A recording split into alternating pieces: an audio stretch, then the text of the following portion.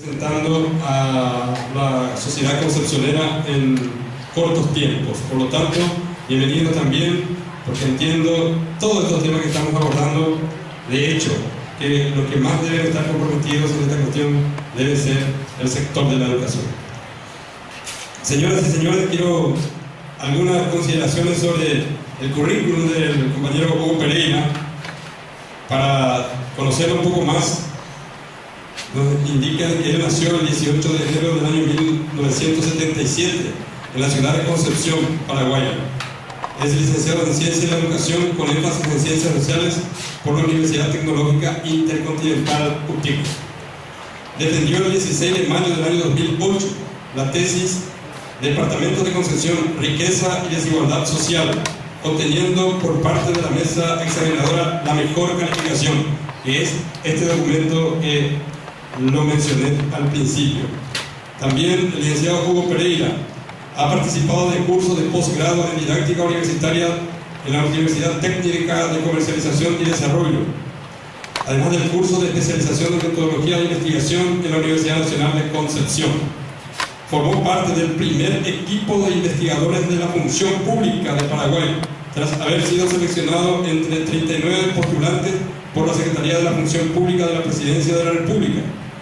Es autor del libro Departamento de Concepción, Riqueza y Desigualdad Social, basado en su tesis de licenciatura en primera publicación. Su trabajo, El Mercado Mundial, organizador del territorio del Departamento de Concepción, es ganador del primer puesto del concurso convocado por la Asociación Paraguaya de Estudios de Población con el apoyo del Fondo de Población de las Naciones Unidas. A los 17 años fue designado ya corresponsal del Sistema Nacional de Televisión, medio en el cual se desempeñó durante 5 años. Y posteriormente pasó a ocupar también la Secretaría de Relaciones Públicas del Gobierno Departamental, para más adelante convertirse en asesor de esta dependencia del Estado. Por lo tanto, aquí lo tenemos a un joven profesional concepcionero que ha investigado y hoy está con nosotros, y quiero que lo recibamos con un caluroso aplauso.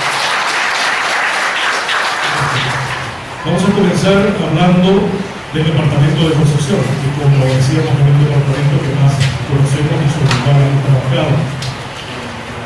En el año 1991, según el censo agropecuario, el 66% del territorio del Departamento de Concepción se encontraba destinado por la actividad ganadera.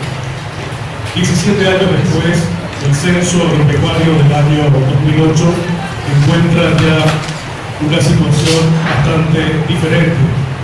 Crece la cobertura de la actividad ganadera y las 3/4 partes del territorio del Departamento de Concepción hoy están destinadas a esta actividad productiva de nuestro departamento.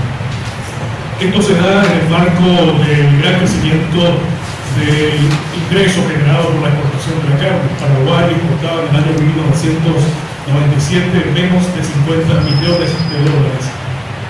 Sin embargo, el año pasado crece esta exportación casi 20 veces más. Según el informe del Banco Central de Paraguay, el Boletín de Comercio Exterior señala que el año pasado Paraguay exportó carne por más de 900 millones de dólares. Un crecimiento de casi 20 veces más entre el 97 y el año 2010. En ese marco se instala precisamente en el año 1997 el frigorífico Concepción, una empresa de capital brasileño. En 1997 adquiere la planta dedicada al faenamiento de animales de ganado vacuno con una capacidad de 100 cabezas de ganado por día. Posteriormente el frigorífico Concepción va ganando presencia no solo en el mercado internacional, y lo dice en su propia página web. A ellos no les interesa el mercado local, sino el mercado internacional. El frigorífico Concepción, hacia el año 2008, ya faena por día un promedio de 500 a 600 animales por día. En algunos días, más de 1000 cabezas de ganado. Cada mes, entre 15.000 a 16.000 cabezas de ganado. Y gasta cada mes, en ese tiempo, en el año 2008, alrededor de 40.000 millones de guaraníes. Eso, si lo convertimos a dólares al cambio actual, es aproximadamente unos $10 millones, lo que el frigorífico Concepción invertía en la compra de ganado en el año 2008. Sin embargo, pocos años después, en estos momentos el frigorífico Concepción faena 40.000 cabezas de ganado al mes. Esto significa más de 1.300 cabezas de ganado por día. Si en el año 2008, cuando el frigorífico Concepción faenaba al mes entre 15 a 16.000 cabezas de ganado y gastaba 40.000 millones de guaraníes en la compra de ganado, y ahora es fácilmente mucho más del doble lo que está faenando al mes, podríamos, haciendo un cálculo completamente conservador, señalar que el frigorífico Concepción en estos momentos está gastando al mes unos 80.000 millones de guaraníes en la compra de ganado. Eso significa fácilmente unos 20 o más de 20 millones de dólares en el departamento de Concepción. Es un gran negocio. El frigorífico Concepción se ha posicionado como el principal exportador de carne, no de la región, no del departamento, sino del Paraguay. Es el primer exportador de carne de Paraguay y es el tercer exportador a nivel nacional entre todos los exportadores aquí en la República del Paraguay. Es decir, mueve un gran negocio. La agricultura también es una actividad que ha crecido en Concepción en los últimos tiempos. Fíjense ustedes que en el año 1991 Concepción, su territorio estaba cubierto por aproximadamente 60.000 hectáreas por la actividad agrícola. En el 2008 esta situación cambia y son más de 71.000 hectáreas las que están cubiertas por la actividad agrícola en el departamento de Concepción. Es decir, fácilmente unas 11.000 hectáreas más entre el año 1997 y el 2001. Estos datos, que pueden ser muy alentadores, sin embargo, siempre cuando uno hace un análisis más detenido se encuentra con más y más cosas. Cuando uno escarga un poquitito más, se encuentra con muchas sorpresas. Y acá nos encontramos que en realidad en el departamento de Concepción, entre el año 1991 y el año 2008, el sector de la agricultura que ha crecido es el sector de la agricultura mecanizada, la agricultura empresarial. En 1991 ni siquiera 200 hectáreas de soja se cultivaban en el departamento de Concepción. En el 2008, según datos del Censo Agropecuario, se cultivaban ya más de 21.000 hectáreas de soja. Es decir, un crecimiento de 113 veces más entre el 91 y el 2008. No es el doble ni el triple, son 113 veces más crece el territorio de la agricultura mecanizada en el departamento de Concepción. Atención, estos son datos del Censo Agropecuario. Vamos a cruzar esto con otros datos para ver cuál es la información al respecto.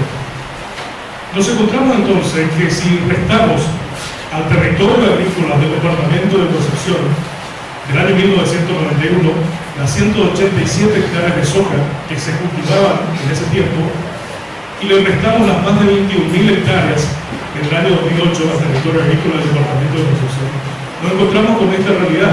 En realidad, el territorio de la agricultura, nos estamos refiriendo a la agricultura familiar, campesina, tradicional, ha decrecido de aproximadamente 60.000 hectáreas a un poco más de 50.000. Es decir, el territorio de la agricultura campesina ha decrecido en un 16%, y mientras tanto el territorio de la agricultura empresarial ha crecido más de 100 veces más. Esta es la realidad agrícola en el departamento de Concepción.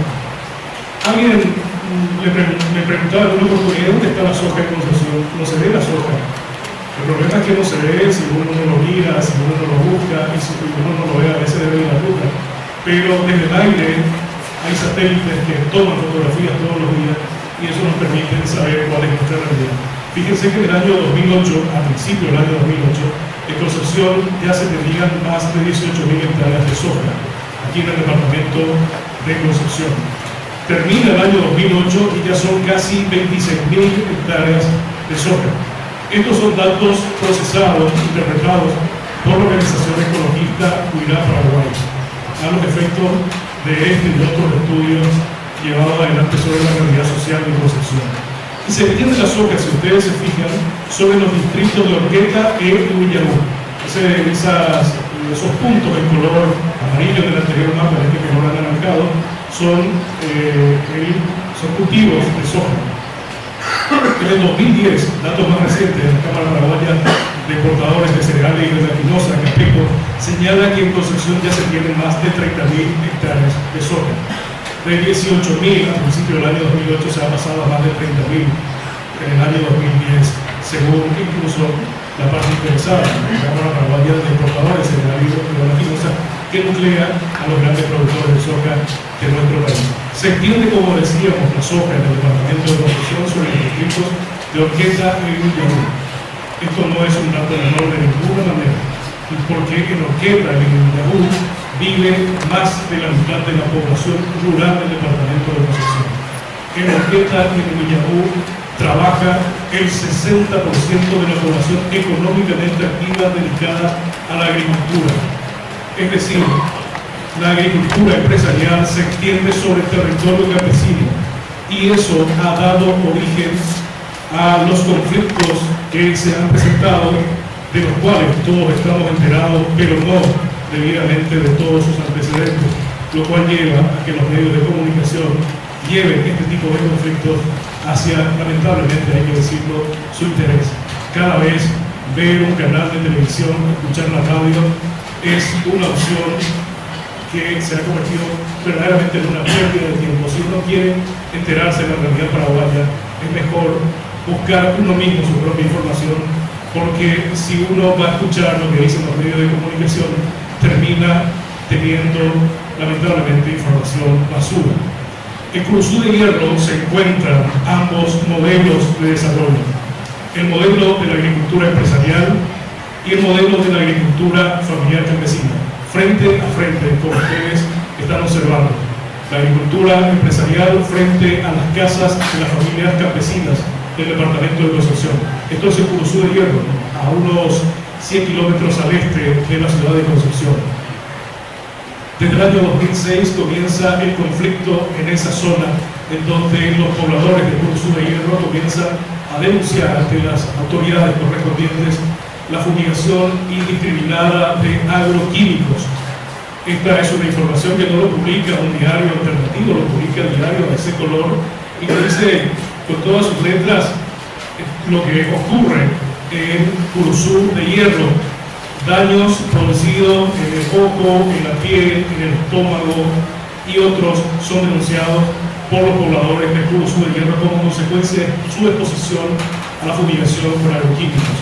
Estos pobladores solicitaban a las distintas autoridades la siguiente medida: la colocación de una barrera viva entre el lugar en donde se lleva a cabo el cultivo de soja y las casas de las familias campesinas, para evitar que la fumigación cruce al lado de las familias y se produzcan los síntomas propios de una intoxicación aguda: mareo, desmayos, aumento de la presión sanguínea y otros de los cuales la literatura científica está plagada. Esto es lo que pedían los pobladores de Curuzú de Hierro. Varias instituciones han escuchado este reclamo, como vamos a ver a continuación. En mayo del 2007, el fiscal de Medio Ambiente de Concepción, el doctor Richard Alarcón, se constituye en el lugar y le emplaza al propietario del socal, del establecimiento dedicado al cultivo de soja en Amoldo, que implemente dicha barrera viva. La Gobernación de Concepción, también en el año 2007, comienza los trámites a cargo del licenciado Domingo Samaniego para, de esta manera, verificar estas denuncias permanentes de estos pobladores. Se constituye en el lugar la Secretaría del Ambiente de la Gobernación de Concepción y encuentra que no se habían reforestado más de 160 hectáreas de bosques, como se había comprometido el propietario del establecimiento dedicado al cultivo de soja. Esto es comunicado por la Secretaría del Ambiente de la Gobernación de Concepción a la Fiscalía del Ambiente, que toma la decisión de imputar al propietario del socal. En base a esa imputación, un juez de Orqueta, el doctor Julio Areco, ordena la suspensión de la fumigación por agroquímicos en la zona de Curuzú de Hierro hasta tanto se den las condiciones para el desarrollo de dicha actividad, de tal manera que la misma no perjudique ni al medio ambiente ni a la salud. ¿Cuáles son esas condiciones? Una barrera viva. ¿Qué es una barrera viva? Una fila de árboles de 2 metros de alto por 5 metros de ancho, para evitar que el veneno pase hacia donde se encuentra la gente.